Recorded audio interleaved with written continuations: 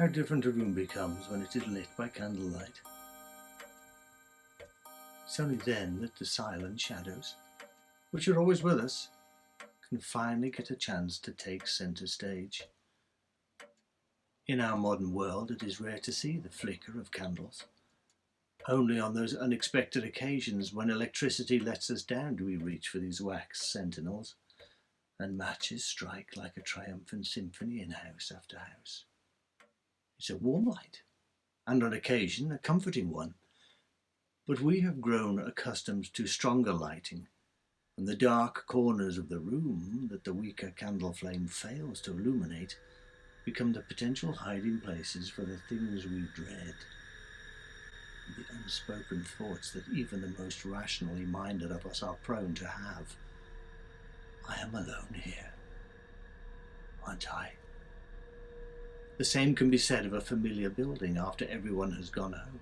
Here, at Weeping Bank Library, we are used to the sounds of browsers all day long, but for the person left to close up, the library can take on an altogether different feeling. Noises become unnerving. Darkened rooms suddenly seem to contain watchful figures. I confess that turning off the lights and having to walk even the short distance to the front door is not an experience I relish, yet during the day I wouldn't think twice about it. It has left me pondering whether this is true of all the things we find reassuring. Can they so easily have the opposite effect? A classroom full of children, I imagine, brings a certain amount of joy and comfort to those who work there. But the lonely caretaker locking up the school at night, who suddenly hears a voice in a seemingly deserted corridor, would not go home and rest easily. This afternoon, as I sat drinking tea in the study, I could hear the half-muffled noise of the children enjoying story time in the library, and it gave me pause. There is, after all, nothing so comforting as the sound of a child's voice, or so chilling, depending on the circumstance. Nowhere is this better illustrated than in the story of Angela Reese.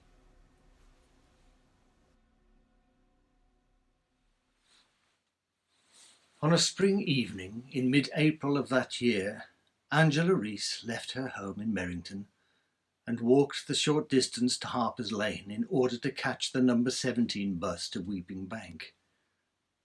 The details of her journey are irrelevant to us, but suffice it to say, she arrived punctually for her 8 o'clock appointment at Clevelip Farmhouse.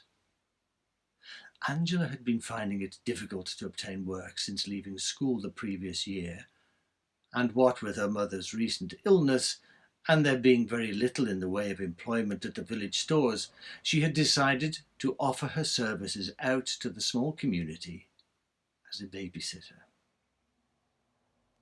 To her great surprise, the bookings came in abundance. It seemed as though a crowd of frustrated parents lived in close proximity to the post office window where Angela had placed her advertisement. Within days, she was attending interviews at a variety of wealthy homes in the village, and by the following Monday, she had a full schedule of child-minding to fill her diary for several months to come. When Angela arrived at Clevelip Farm, she was welcomed by Mr. Huckle, the owner of the farmhouse, and ushered into an adjoining sitting room to meet his wife. Jill Huckle didn't smile when Angela offered her hand in greeting. In fact, any kind of response seemed to cause her extreme discomfort. She almost shuddered at the coldness of Jill's touch when they eventually shook hands. "You come highly recommended," Mr. Huckle said, taking a seat next to his pale-faced wife and smiling broadly enough to compensate for her surliness. "Yes, indeed," he added, failing to verify where he had gathered these facts. Angela would normally have asked, but there was something about the Huckles that made her not want to know. "This is a lovely house," Angela commented, desperate to spark any kind of conversation.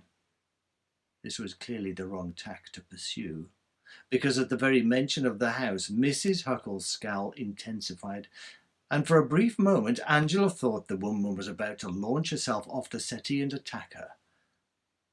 I've never been this far out of the village before, Angela continued, but the words now seemed to be making her mouth uncomfortable. I mean, I have travelled further than Merrington, of course, but I've never visited this side of the village. She gave up. Mrs. Huckle continued to stare at Angela as though the woman had suddenly become something abhorrent. But Mr. Huckle had leaned forward in his seat, his eyes registering interest. "How extraordinary," he said with a heartfelt gasp of admiration. "We were normally plagued by nosy Parkers in this neck of the woods, so it's most refreshing to meet someone who hasn't seen our house before. You do, of course, know who our neighbour is?" "Of course," Angela said. Everyone in Merrington knew that Ray Masters, the famous musician, owned the estate next to Clevelip.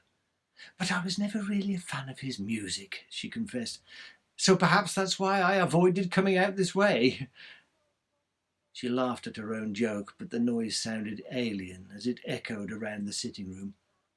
Mrs. Huckle's scowl tightened across her cheekbones, whilst Mr. Huckle's perennial smile continued to hold its customary position. "So," he said, in a loud, assertive voice, clapping his hands for effect, "would you like to come and meet baby Jessica?" Angela nodded enthusiastically and rose from her seat to follow Mr. Huckle. His wife remained seated, her expression unchanged. Halfway up the ornate staircase, he turned and in a low voice said, "Please, don't be offended by my wife's behaviour tonight. I'm afraid she's always the same before she has to make a speech. I think she tries to conserve her voice." He apologised. "Oh, is that where you're going tonight?" Angela asked as they crossed the landing towards an oak-panelled door. Indeed. It's one of the many charities my wife works for. You know how dry these things can be." And although Angela nodded agreement, she had no idea what he meant. "This is Jessica's room," Mr. Huckle announced, pausing before he opened the door. Angela almost collided with him, not expecting him to hesitate so suddenly. Mr. Huckle's unshakable smile faltered for the briefest of moments, and Angela thought she saw sadness flicker across his face. "Jessica can be a little difficult at times," he explained, slowly turning the door handle. For no discernible reason, Angela suddenly felt very cold. The nursery was sparsely decorated compared to the grandeur of the rest of the house. However, the lack of artistic touch was more than compensated by the cot, which dominated the centre of the room. It looked like it belonged to another era, a masterly piece of furnishing complete with white silk drapes and exquisite embroidery. Angela had never seen anything so perfectly made in her life, and as she walked slowly towards it, she could hear Jessica taking tiny breaths. A cold hand touched Angela's bare shoulder, and she almost cried out in surprise. "Please, don't wake her," Mrs. Huckle warned. She was standing directly behind Angela. "It takes us a long time to get her to sleep, you see." And for the first time all evening, her face softened into a smile. The expression didn't look quite right on her, but Angela was at least pleased to witness this temporary change of mood. She walked away from the cot, disappointed to have not had the chance to look in on baby Jessica. When they were back downstairs, Mr. Huckle took Angela on a short tour of the house, showing her where all the facilities were, and then returned her to the sitting room, where his wife was now pulling on her overcoat, ready to leave. "We have a baby monitor down here," he said, draping his coat over his arm and pointing to a small speaker that was positioned on the dining room table, looking somewhat incongruous next to the candelabra. Mr. Huckle walked over to the speaker and slowly adjusted the volume. "There's another one of these in Jessica's room, so you'll be able to hear if she wakes up. I shouldn't disturb her, unless you hear her crying," he advised. "As my wife said, she can be a nightmare to get off to sleep. She's already been fed, but her bottle's in the kitchen if she needs it again. And with any luck, you'll have a very quiet night. Feel free to watch the television, of course, and help yourself to food. There's plenty in the fridge." Having issued these brief instructions, the couple made their way into the hallway, and Angela followed them. Mrs. Huckle paused, staring at Angela for a long time as she held the front door open. "God bless you," she said, quietly, squeezing Angela's hand as she did so, before her husband ushered her away from the house and into the car. Angela stood in the doorway for a long time after the Huckles had departed. The rear lights of their car had long since disappeared into the night before she finally shut the door. She turned the key in the lock, an action which would normally have brought her comfort, but this time she felt anxiety descend upon her like a thick duvet. She had felt safer when the door was open. Now she was alone in Cleveland farmhouse, just her and baby Jessica.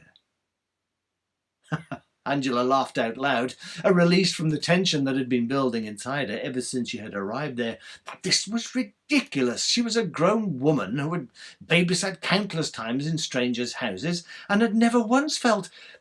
She searched her mind for the word, not wanting to acknowledge that it was pounding inside her heart. Fear.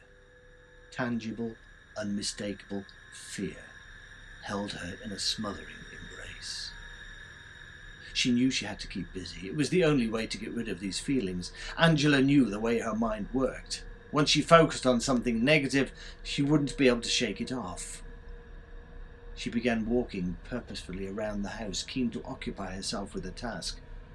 Before she realized what she was doing, she was boiling the kettle in the kitchen and rummaging through the fridge in search of a snack.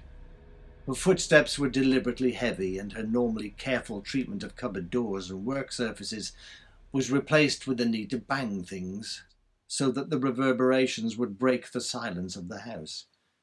She threw caution to the wind and turned on the portable radio that rested on the breakfast bar. The air was suddenly full of music, interrupted by an exuberant monologue from the local disc jockey. His false cheeriness normally irritated Angela, but tonight she was grateful for his company and turned the volume up. She wanted to be able to hear his voice as she left the kitchen and headed back into the sitting room. Under normal circumstances, she would already have been upstairs by now to check on the baby, but Angela preferred to rely on the baby monitor for reassurance that Jessica was sleeping soundly.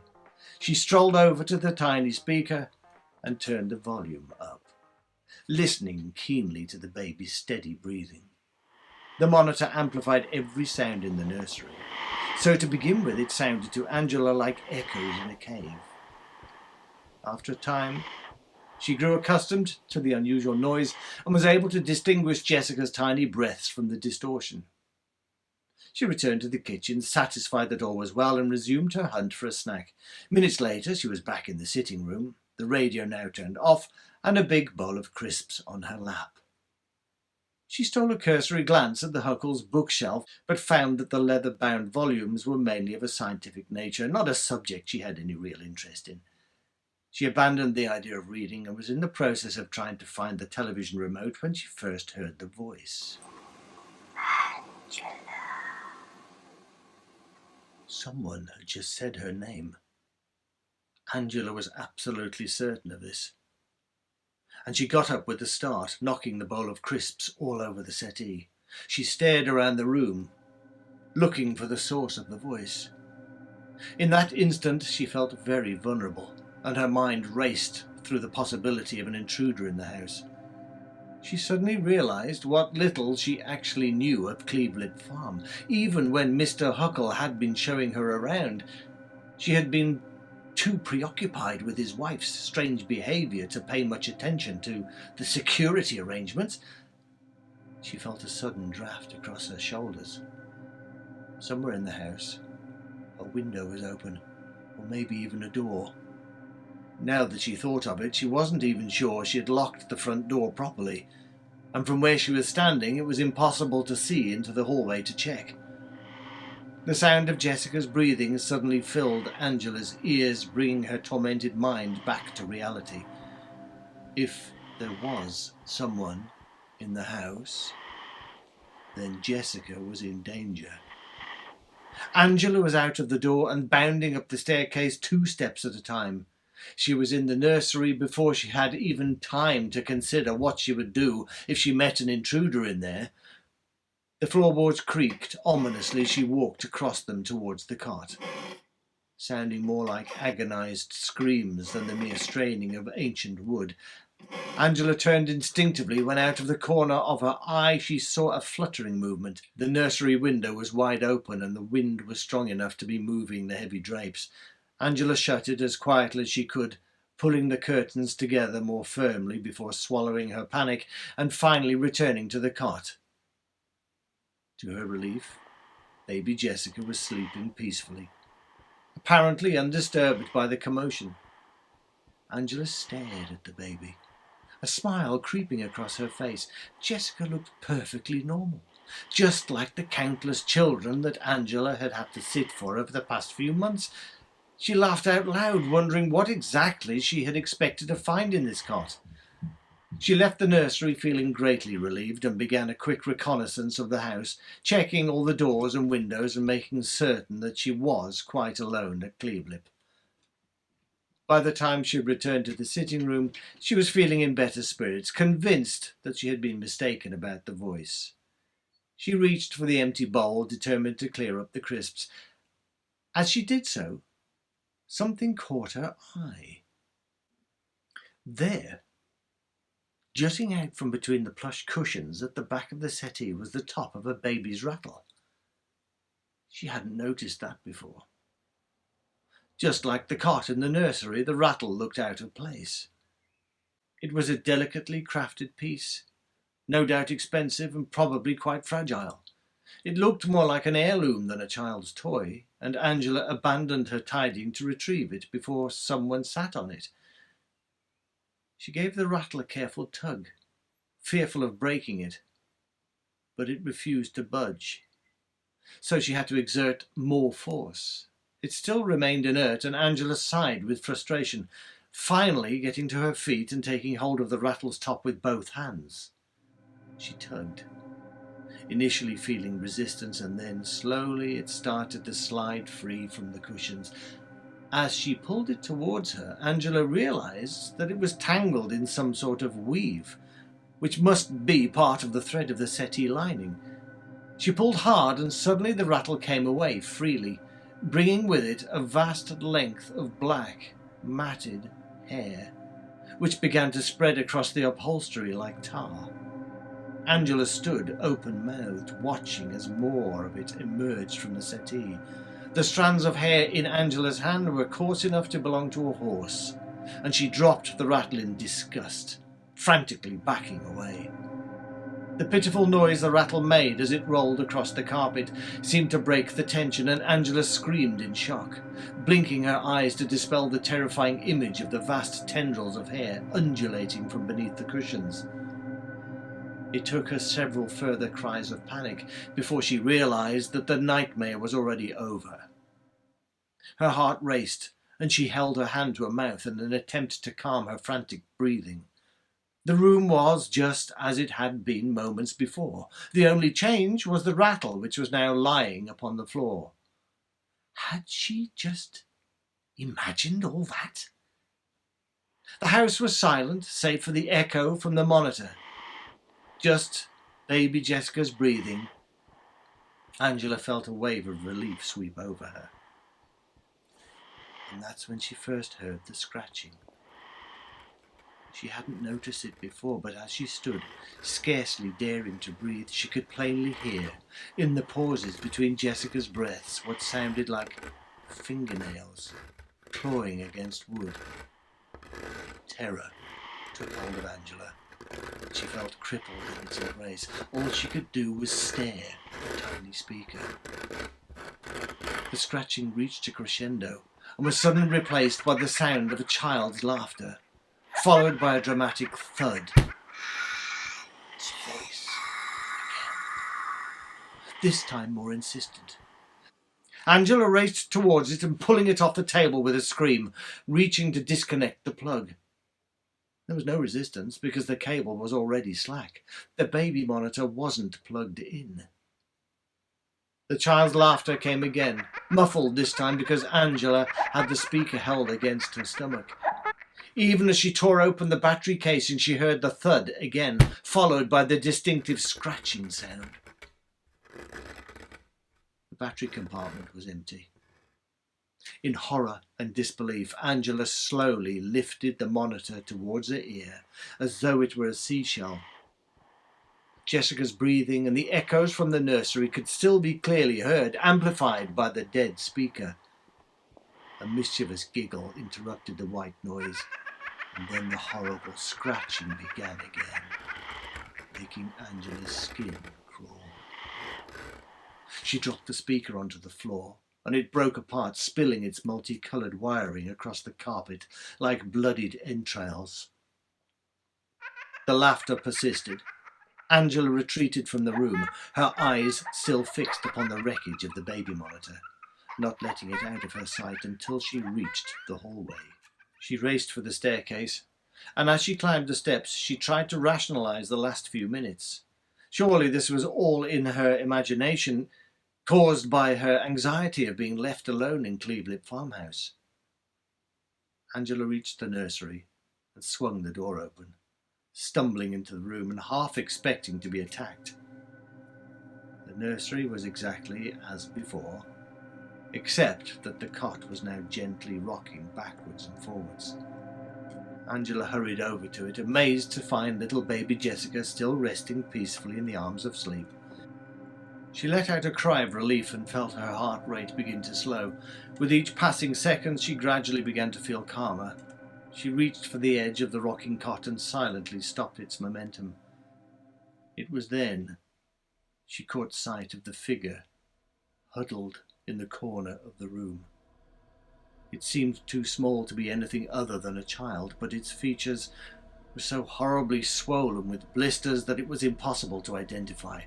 The rest of its tiny body was covered with nests of excessively thick hair, making it look more wolf-like than human. As Angela watched, petrified, the thing tipped forward, and its forehead struck the wall.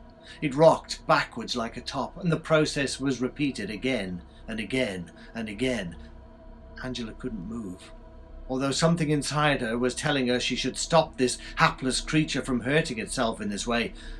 She tried to force herself forward, but a coldness was gripping her, and mortal fear caused her to remain where she was.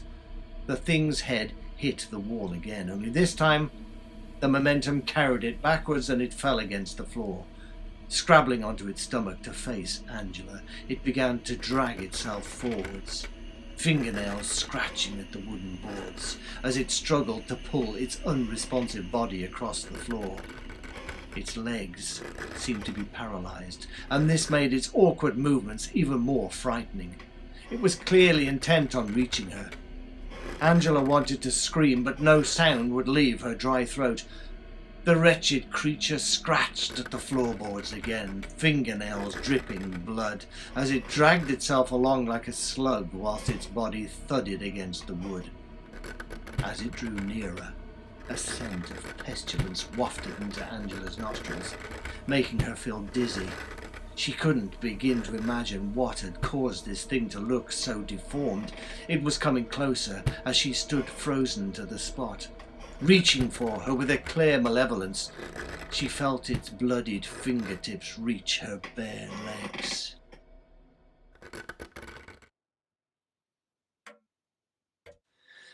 The story goes that Mr. Huckle found Angela in the nursery when he and his wife returned from their fundraising event. She was allegedly in a state of great agitation, cowering in the corner of the room, facing the wall and rocking backwards and forwards. It remains unknown, despite persistent inquiries, as to whether Angela had further contact with the Huckles, because no one has seen or heard of her since that night. However, her landlady, Miss Otterly, claimed that Angela stayed in Weeping Bank just long enough to blurt out the facts of this story, whilst hastily packing a suitcase before leaving for an unknown destination by the coast.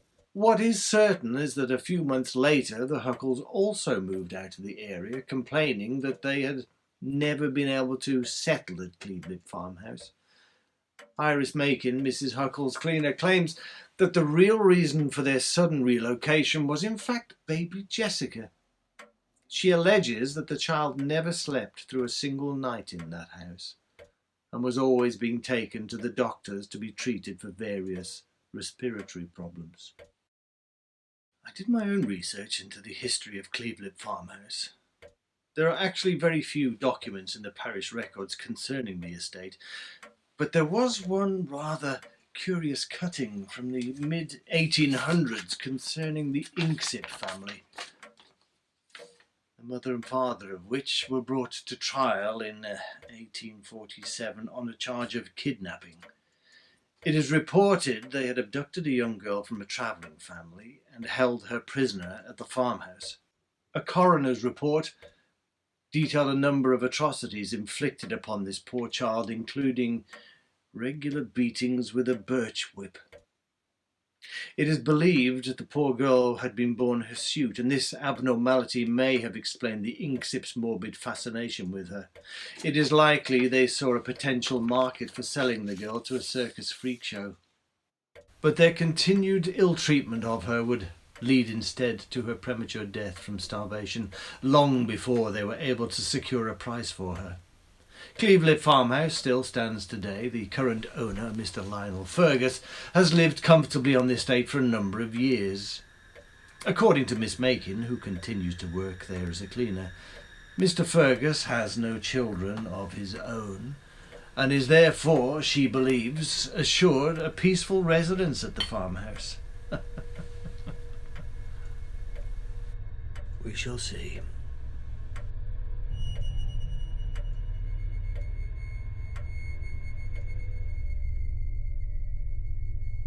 During Halloween this year, Weeping Bank Productions was one of a handful of theatre companies lucky enough to present a live performance to a real audience at the Old Joint Stock Theatre in Birmingham. The Dead of Night featured 5 tales of murder, death, and the supernatural that left their ghostly imprints. One of those stories was told by Alan Birch as The Librarian.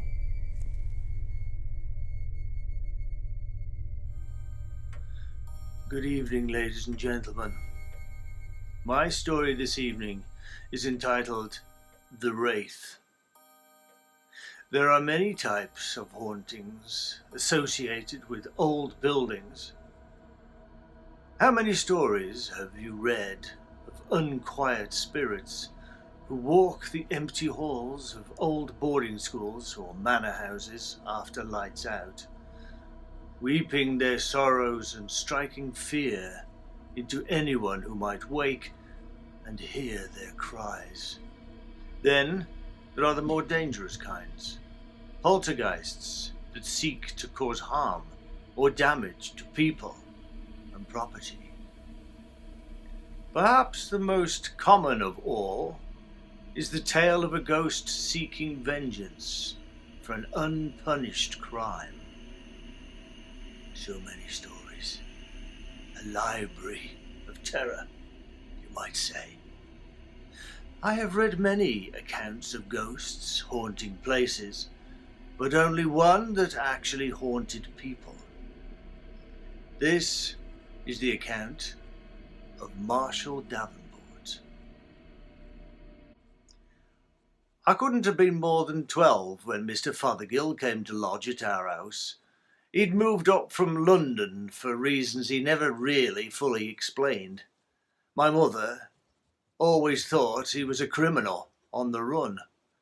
She'd based this assessment on his general appearance, his clothes being cut too fine against his rough and weathered skin, and his meagre purse not matching his attire. When she asked him for a month's rent up front, he was only able to pay for a week at a time, claiming he'd been robbed on the train, and he would have to wait until the end of the month to recoup his loss. My mother, a wry old woman, never believed one word of it, particularly when she saw him in the same suit at breakfast, and again the following evening at dinner. "He has but one suit of clothes on him, John," she confided in my father over a whispered conversation one evening. I don't trust him.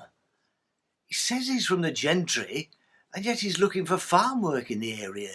No gentry ever did manual work if they could afford others to do it for them. Not to my mind, anyway. Oh, now, don't go on, woman, I remember my father saying. He was never a man to judge another without good reason. He's paid his rent till the end of the week, and if he pays again, he shall keep the room until his coin runs out, or else he does something to displease us. But we have no right to pass judgment based on only a suit of clothes. My mother knew there was no reasoning with my father over this point, and so the matter was dropped. It became irrelevant anyway, because Mr. Fothergill was dead in his bed by Friday morning. In the days leading up to this, he begun to act more strangely. To begin with, he was perfectly pleasant, always on time for meals, always courteous to his hosts, and making very little noise to be of any disturbance to the household. He came here to Rayford in search of lodgings after he'd lost his home in a house fire, and took a job as an estate labourer at Rayford Manor. The pay was meagre, but it would cover his rent. I think I was the first to notice his stare. In the middle of polite conversation, he would sometimes just stare straight ahead of him, as though the person who was speaking was no longer worthy of his full attention. At first I took no notice, believing that my poor grasp of adult conversation was the cause of this distraction. But I started to observe he would do this with everyone, at the dinner table, at work, passing on the stairs. There was always a troubled look in his eye. Twice I saw him jump up from his seat at dinner and stare at the door, as though anticipating an unwanted visitor. As you can imagine, this behaviour only added fuel to my mother's already burning desire to remove him from the house, and it was only the peacemaking skills of my father that kept Mr. Fothergill under our roof. But they didn't keep him safe. It was the Thursday evening that he confided in me about the Wraith. We were walking back across the estate together after work, a long walk, and one that I had grown accustomed to taking alone. The companionship would normally have been most welcome, but Mr. Fothergill wasn't a man who put anyone at ease. Mr. Fothergill looked paler in the fading light than I'd ever seen him before, and his habitual suit, now decidedly ragged after 3 days of manual labour, gave him the appearance of a walking corpse. "Tell me something. What do you think happens to us when we die?" "We go to heaven, Mr. Fothergill." I reeled off my well-practised response. "All of us?" "Those that have done good with their lives," I clarified. "And what of those that have done bad?" "Oh, they go to hell, Mr. Fothergill." "And when there's no more room in hell?" Before I could answer, I saw a change in his face. His gaze had drifted to my shoulder, and I knew he was looking at something across the lake behind us. "I don't know, Mr. Fothergill," I whispered, suddenly uncomfortable with his conversation. "Let's go home," I added. "I think they look for new bodies," was all he said. And then he started laughing, and he wouldn't stop. The noise became threatening, and I slowly moved away from him, afraid he might suddenly turn his attention to me. But he kept gazing back across the lake, his eyes wide with terror. I ran until I thought my lungs would burst with the effort. I didn't give in to the pain in my legs or the pounding of my heart. I got to the house, and I hammered upon the door with a fury I've never experienced again. I took the clip on the ear from my father and the outrage of my mother at disturbing the peace as a just reward for still being alive. I was sent to my room, and there I remained, until Mr. Fothergill's scream woke the whole household just before dawn. I only saw him for a moment before my father pushed me from the room and closed the door. His face was a mask of despair, eyes bulging and lips drawn back over crooked teeth, to release a scream of unbridled terror. A heart attack, we were told. He'd overworked himself at the farm, pushed his body too far. My parents accepted this fact. I did not. We cleared his room, and beneath his mattress we found a letter. The envelope was blank. A missive meant to be read by the first person who found it. This is what he'd written. I have seen the wraith. It was there the night of the house fire, and it has been with me ever since. I was not meant to survive. That is clear to me. I'm taking up the space allotted to it. I have become the extra body that threatens to sink the ship. I have to move on. It will not rest until my life is over. I never went back in to save Mary. I should have done. But the coward within me kept me out in the street, listening to her screams. I was meant to try and save her. We were meant to die together. I remember the crowd of people who gathered outside the burning building like moths to a flame. The wraith was amongst them. They couldn't see him, but he was staring straight at me, laughing, always laughing. I am the joke that needs a punchline, and only my death will bring the curtain down. I've kept away from the area, moved around as much as I could, but it's always with me. Even here, in Rayford, I see it all the time.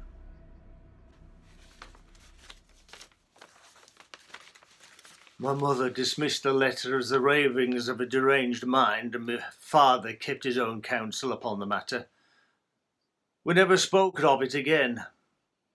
For many years, my last meeting with Mr. Fothergill played out in my dreams, night after night.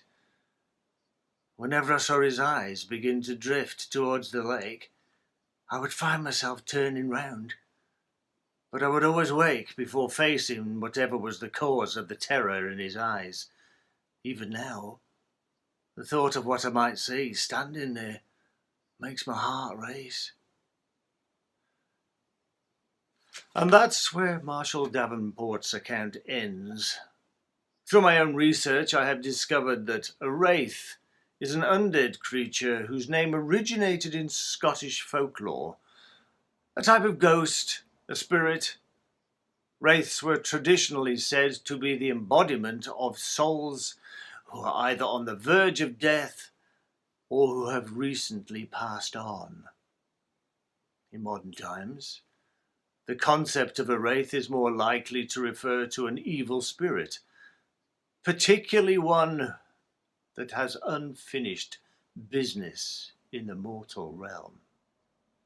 They are typically depicted as skeletal figures draped in tattered rags, and are most commonly associated with graveyards or other haunted locales.